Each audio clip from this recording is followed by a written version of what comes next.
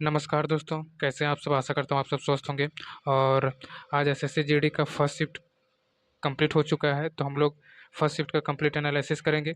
तो चलिए बिना लेट किए वीडियो को शुरुआत करते हैं। इसमें फर्स्ट क्वेश्चन है, 1848 में लॉर्ड डलहौजी द्वारा व्यापक के सिद्धांत के तहत विलय किए जाने वाला पहला राज्य कौन सा था? तो ये हो जाएगा सतारा। पहला राज्य इसमें सतारा था। तो इसका एनालिसिस देख लेते हैं।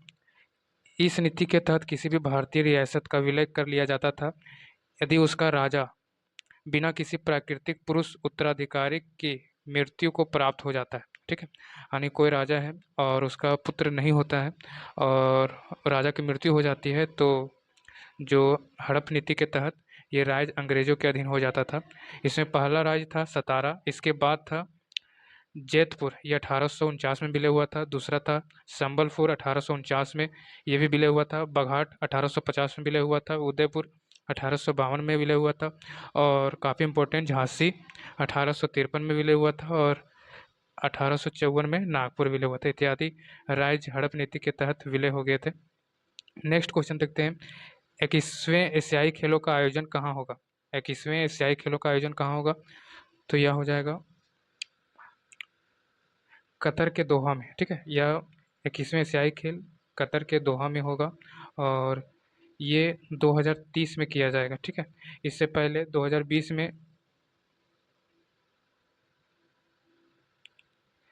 और इसके बाद देखते हैं हम 22वें एशियाई खेल 2034 में रियाद, सऊदी अरब के रियाद में किया जाएगा। नेक्स्ट क्वेश्चन हमारा है, किस राज्य में सबसे अधिक गाँव की जनसंख्या है? ठीक है, किस राज्य में सबसे अधिक गाँव की संख्या है, ये पूछा जा रहा है। तो हम लोग इसका देखते हैं। इसका करेक्ट आंसर हो जाएगा उत्तर प्रदेश। ठीक है, गाँवों की संख्या सबसे ज़्यादा उत्तर प्रदेश में है और सेकंड में मध्य प्रदेश में है। तो देख लेते हैं, 2011 के आंकड़ों के अनुसार भारत में सबसे अधिक गाँव वाला राज्य उत्तर प्रदेश है और इसमें लगभग 1,07,753 गाँव हैं। दूसरे स्थान पे मध्य प्रदेश आता है। ठीक है, नेक्स्ट क्वेश्चन देखते हैं, छोलिया नृत्य किस राज्य का लोक नृत्य है? जो छोलिया नृत्य है वो उत्तराखंड का लोक नृत्य है। इसका कुछ इंपॉर्टेंट पॉइंट देख लेते हैं हम लोग। छोलिया उत्तराखंड के कुमायूं क्षेत्र का एक अत्यंत प्रसिद्ध और पारंपरिक लोक नृत्य है।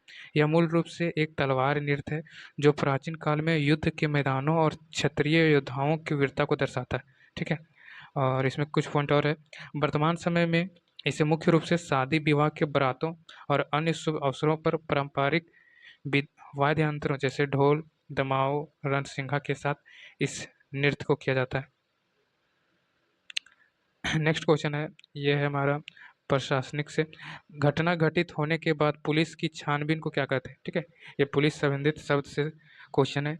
घटना घटित होने के बाद पुलिस की छानबीन को क्या कहते हैं? तो हम लोग इसे कहते हैं तफ्तीश। तफ्तीश कहा जाता है और इंग्लिश में बोलते हैं इन्वेस्टिगेशन। एक और नाम इसका अनुसंधान। ठीक है, ठीक है। कुछ इसमें पॉइंट है, किसी भी अपराध या घटना के बाद पुलिस द्वारा सबूत जुटाने, गवाहों को बयान दर्ज करने और सच का पता लगाने की प्रक्रिया को तफ्तीश या जांच पड़ताल कहते हैं। ठीक है, नेक्स्ट क्वेश्चन पॉइंट है इसमें, कानूनी रूप से इसे भारतीय नागरिक सुरक्षा संहिता, पूर्व दंड प्रक्रिया संहिता सीआरपीसी के तहत अन्वेषण यानी इन्वेस्टिगेशन कहा जाता है। तो इसका करेक्ट आंसर हो जाता है इन्वेस्टिगेशन, अन्वेषण। नेक्स्ट क्वेश्चन है, पामेल हॉर्स शब्द किस खेल से संबंधित है? पामेल हॉर्स शब्द किस खेल से संबंधित है? ये तो जिम्नास्टिक से संबंधित है। नेक्स्ट क्वेश्चन हमारा है, आरसीबी ने अपना पहला महिला प्रीमियम लीग यानी डब्ल्यूपीएल कप कौन सा वर्ष में जीता था? तो ये 2024 में जीता था। ठीक है, और दिल्ली कैपिटल्स को हराकर। नेक्स्ट क्वेश्चन है, निम्नलिखित में से कौन सा कार्य पुलिस के दैनिक कार्यों की सूची में शामिल है? तो इसमें कुछ इंपॉर्टेंट पॉइंट है, इसको हम लोग को याद रखना है। गश्त लगाना और कानून व्यवस्था बनाए रखना पुलिस के दैनिक कार्यों की सूची में मुख्य रूप से शामिल है। ठीक है, इसमें कुछ पॉइंट और है। इसमें गश्त लगाना, शिकायतों का दर्ज करना, यातायात नियंत्रण करना और अपराध जांच करना और शांति व्यवस्था बनाए रखना, ये सभी पुलिस संबंधित इम्पोर्टेंट कार्य है और ये पूछा गया है। इनमें से जो जो ऑप्शन नहीं था वही हमारा करेक्ट आंसर हो जाता। नेक्स्ट क्वेश्चन, रीजनिंग से 1911 में दिसंबर के महीने में कितने शनिवार थे? तो यहाँ पे 5 शनिवार थे। अगर देख लेते हैं इसमें, तो 2 तारीख, 9, 16, 23 और 30 तारीख को शनिवार था, अनुकूल अगर हम लोग काउंट करते हैं तो 5 हो जाएगा यहाँ पे करेक्ट आंसर। नेक्स्ट हमारा मैथ से क्वेश्चन था, इसमें बोल रहा है 2300 में वस्तु बेचने पर 200 की हानि होती है। ठीक है, यहाँ एसपी दिया हुआ है और यहाँ लॉस दिया हुआ है। ठीक, यानी हम लोग यहाँ से अगर सीपी निकालें तो सीपी हमारा हो जाएगा 2300 और 200 2500 हो जाएगा। ठीक है, और हम लोग को निकालना हानि प्रतिशत, तो हानि प्रतिशत बराबर हो जाता है हानि बटे क्रय मूल्य। तो हानि हमारा यहाँ 200 है, क्रय मूल्य हो जाएगा 2500, और गुणने प्रतिशत निकालने के लिए 100% से मल्टीप्लाई करें। ठीक है, ये 2 जीरो से 2 जीरो कैंसिल हो जाएगा, 25 से इसको 8 बार में हम लोग काट सकते हैं, तो 8% का हानि यहाँ पे करेक्ट हो जाएगा। नेक्स्ट क्वेश्चन है, पुलिस द्वारा अपराध स्थल की जांच करने वाली जगह को क्या कहते हैं? तो पुलिस द्वारा अपराध स्थल को जांच करने वाली जगह को हम लोग क्राइम सीन कहते हैं। ठीक है, जिस स्थान पर कोई कानूनी अपराध होता है उसे तकनीकों के रूप में क्राइम सीन या तो अपराध स्थल कहा जाता है। नेक्स्ट क्वेश्चन हमारा रीजनिंग से था, यानी 5:05 घड़ी की सुइयों के बीच कितनी डिग्री है? तो ये 92.5 डिग्री हो जाएगा। नेक्स्ट क्वेश्चन मैथ का क्वेश्चन था, इसमें पूछा जा रहा है यदि आयु का अनुपात 1:5 है और दोनों के बीच का आयु का अंतर है 8 वर्ष, तो 7 वर्ष बाद बड़े व्यक्ति का आयु क्या होगा? ठीक है, दो व्यक्ति है, एक छोटा है एक बड़ा है, छोटे का आयु का अनुपात 1 है, बड़े का 5 है, और दोनों का अंतर हमारा यहाँ से निकल रहा है 4 यूनिट। यानी हम लोग 4 यूनिट का मान देखते हैं, तो 4 यूनिट बराबर यहाँ पे 8 हो जाएगा, तो 1 यूनिट का मान हो जाएगा हमारा 2। यानी छोटे व्यक्ति का देखें तो 2 साल हो जाएगा, और बड़े का देखें तो हम लोग का यहाँ पे हो जाएगा 10 साल। चूँकि पूछा जा रहा है 7 वर्ष बाद, तो 10 + 7 जोड़ देंगे तो हमारा यहाँ पे 17 वर्ष करेक्ट हो जाएगा।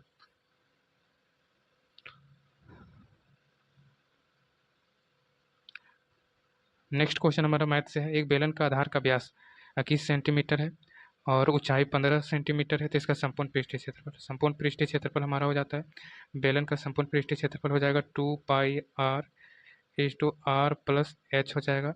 यहाँ पे हमारा 2 × 22/7 हो जाएगा, r का मान 21/2 हो जाएगा, और यहाँ भी 21/2 हो जाएगा, प्लस का यहाँ पे हो जाएगा 15।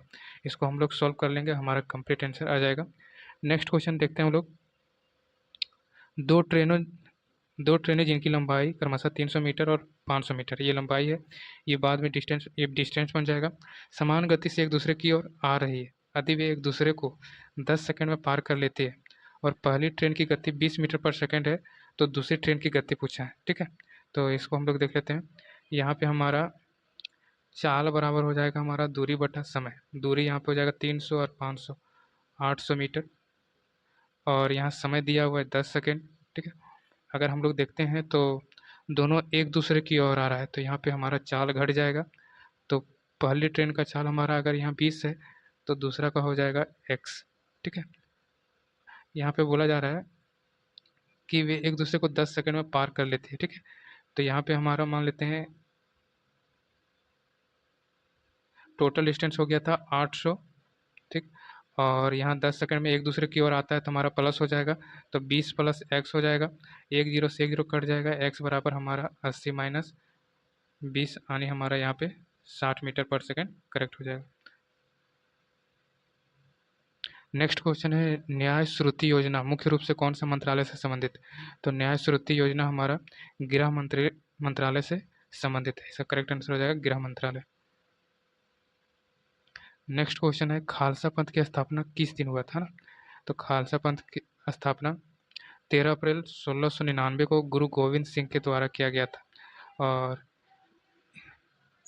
संस्थापक कौन थे? तो सिख के 10वें गुरु गुरु गोविंद सिंह थे, और तिथि था 13 अप्रैल 1699, वैसाखी का दिन था, स्थान था आनंदपुरी साहिब, पंजाब। नेक्स्ट क्वेश्चन हमारा यहाँ पे x का मान पूछा जा रहा था, 3x - 5/2x + 7 = यहाँ पे 4/3 था, क्रॉस मल्टीप्लिकेशन करेंगे तो हमारा यहाँ हो जाएगा 3 × 9x - 5 × 15 बराबर 4 दूनी 8x, प्लस हो जाएगा 7 चौके 28। अब ये 8x इधर जाएगा तो 9x में से 8x जाएगा तो x बच जाएगा, और इधर हो जाएगा 28 + 15, अगर इसको जोड़ेंगे तो 28 और 10 38 और 5 43 हमारा यहाँ राइट आंसर हो जाएगा। तो यहीं तक हमारा क्वेश्चन था। ठीक है, और जो भी क्वेश्चन मिलते जाएगा हम अपडेट कर देंगे। धन्यवाद।